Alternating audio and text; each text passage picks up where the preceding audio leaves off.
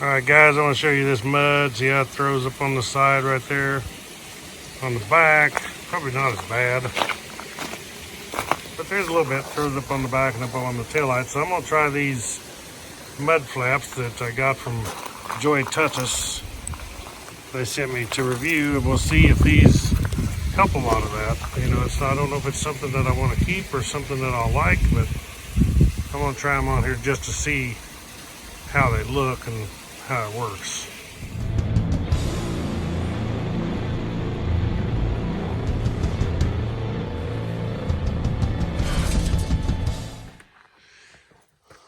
All right, let's open the box.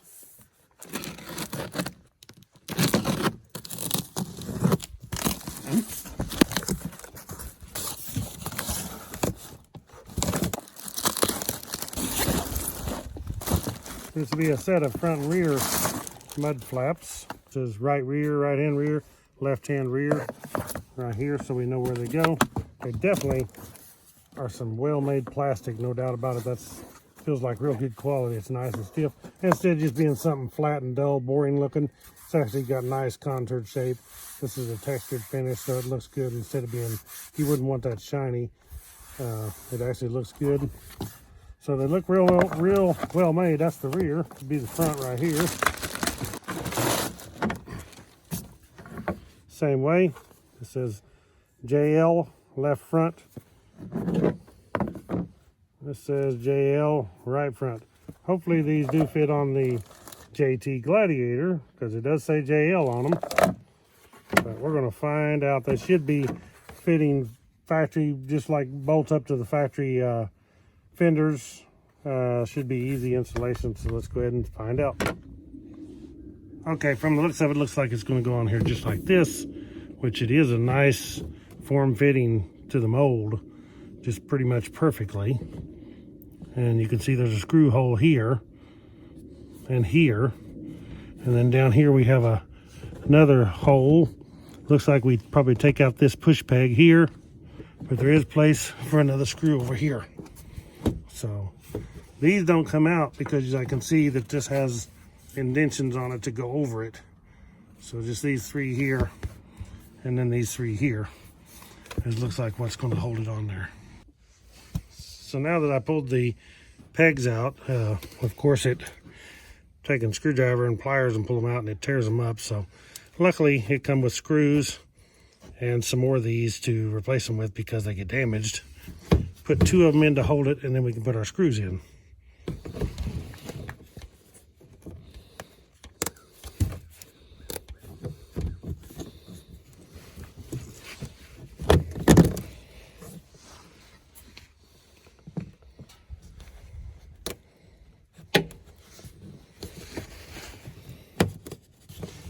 Got to go in there like so. Push the inside tight.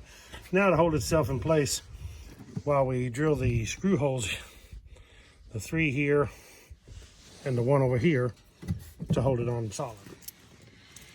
Okay, so out of the screw kit, you can see I took a screw with a flat washer on it. Put 1, 2, 3, put one over there.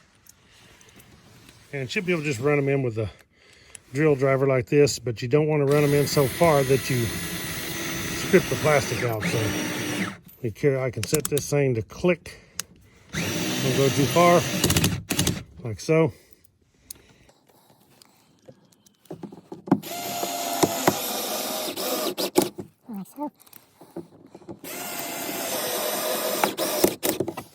I need to put the one. Okay. Now what I did, I took and turned the tire on the truck to make it out of the way so I could get in here and put this one in.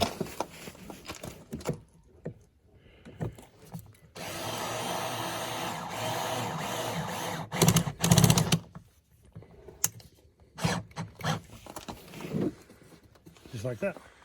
And it actually looks pretty good. You just have to drive and see, and personally we want to be careful if you're doing rock crawling and stuff. It might not be so good because you might tear this off, but just to keep mud off the side of your vehicle. If you're like us, we don't do rock crawling. We do off-road and a lot of back roads and muddy trails and stuff, but we don't do a lot of rock crawling, so we shouldn't have a problem. It just helps keep a lot of mud off the side of the vehicle. And especially these tires, you see these rocks. These rocks, once you get up to speed, 40 miles an hour to 60, 70 miles an hour, these rocks start slinging out of the tires. And what they do is they dent these door hinges, usually the back one. Kind of dirty here, but you can see where we have already had dings, and that's from a rock flying off the front tire and hitting these. There's even one up here. So hopefully that will stop those rocks from doing those dings on the hinges like that, but it knocks the paint plumb off, hits the side of the vehicle too, which today it's actually pretty muddy. I just cleaned it up after the mud picture that I showed you. I kind of rinsed it off at the car wash before this. So we'll go ahead and install the other side, and then we'll install the rear.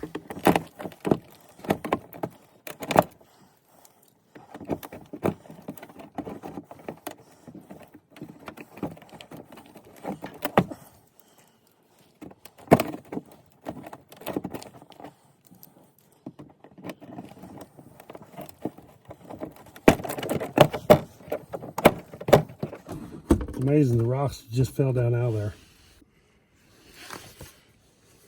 Okay, set this up there. Put our push pegs in first. This is a really nice fit. I mean, they fit just like the factory ones would.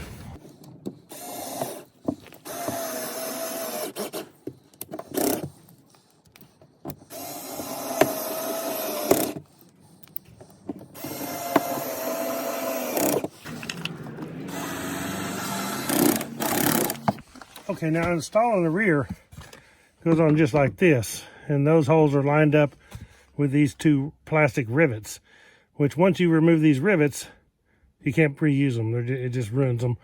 So, and I don't have no more of the push pegs. We need 4 more, 2 for this side, 2 for that side, to go on here like the ones I sent for the front, but they didn't send them. So we're just going to go ahead and try putting a screw through this rivet for now. It's a plastic rivet, and see how that holds. I think it'll work. It would be nice to have some more of those push pegs to go in these 4 holes.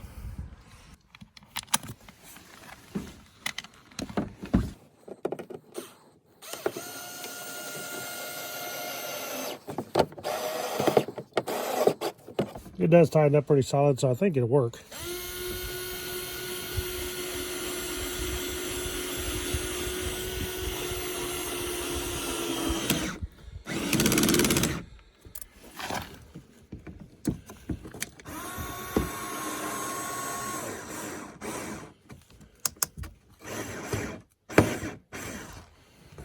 Like so. Make sure this one's snug.